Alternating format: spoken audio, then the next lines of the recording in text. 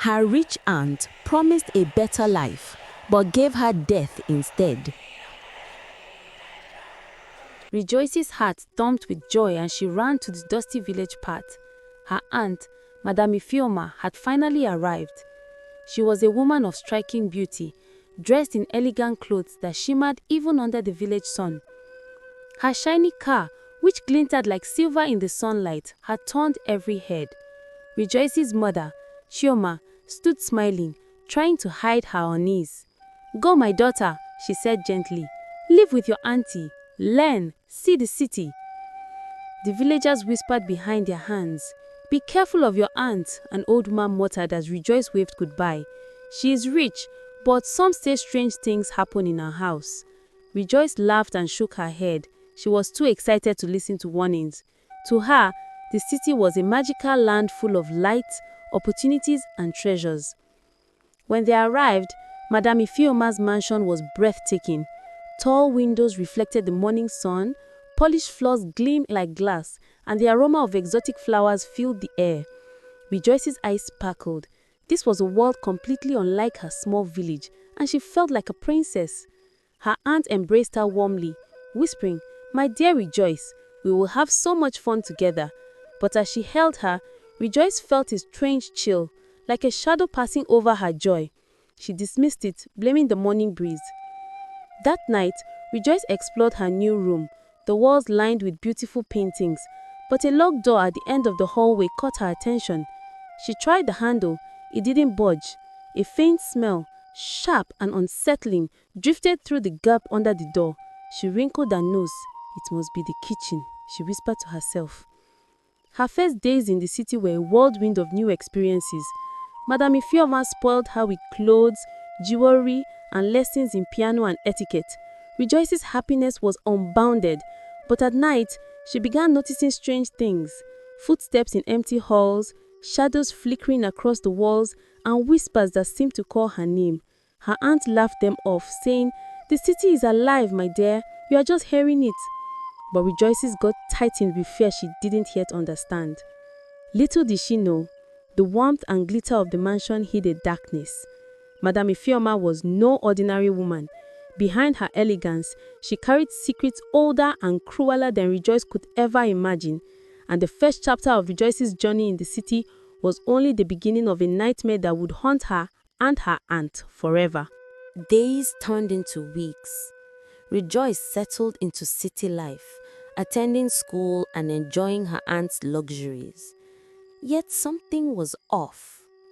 Her aunt would disappear at odd hours, returning with mysterious packages or speaking in low, urgent tones to shadowy visitors. Rejoice noticed rooms she was forbidden to enter. The locked door at the end of the hallway remained a mystery. One night, curiosity got the better of her. She tiptoed to the forbidden door. A faint glow escaped through the crack, accompanied by a smell that made her stomach turn. She pressed her ear to the door and heard strange chanting, a rhythm that seemed alive, pulsing like a heartbeat. Fear gripped her, but she could not step back. The following day, Madame Ifeoma introduced special lessons for Rejoice.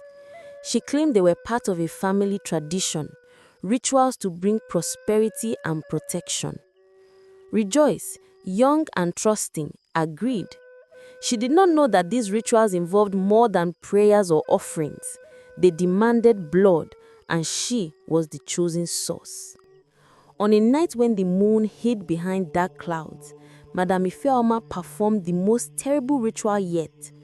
Rejoice was placed at the center, her frightened eyes wide, but her aunt's voice was calm and commanding. Shadows danced on the walls, chanting rose like a dark wind.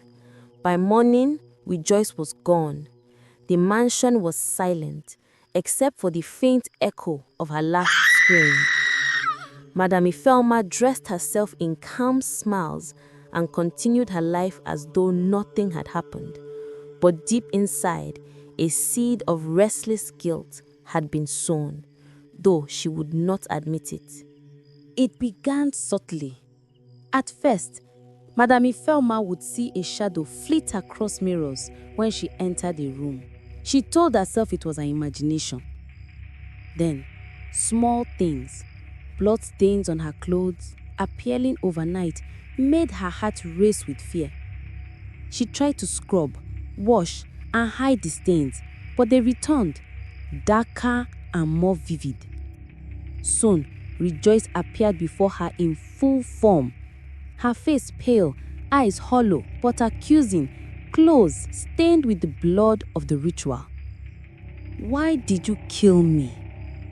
she whispered in a voice that echoed like the wind through the mansion halls. Madame Ifelma screamed, but no one came. Rejoice's ghost followed her everywhere, through city streets, crowded markets, and empty rooms. Madame Ifelma tried to escape the city, sell her mansion, and flee to other towns. But it was useless. Rejoice's spirit haunted her relentlessly, relentless as the justice she had evaded in life. She could not eat, sleep, or think. Wealth, power, and comfort became meaningless. Slowly, Madame Ifelma's mind unraveled. She muttered, cried, and pleaded, but the girl she had wronged would not forgive. The city that once glittered with opportunity became her prison, and in the shadows, Rejoice remained, a reminder that no evil goes unseen, no life stolen remains unavenged. Moral: greed, cruelty, and harm towards the innocent leave scars that even wealth cannot heal.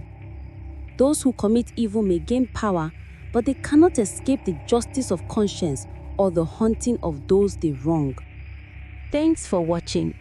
Follow Tales by Amuche and uncover African tales filled with secrets, lessons, and wonder.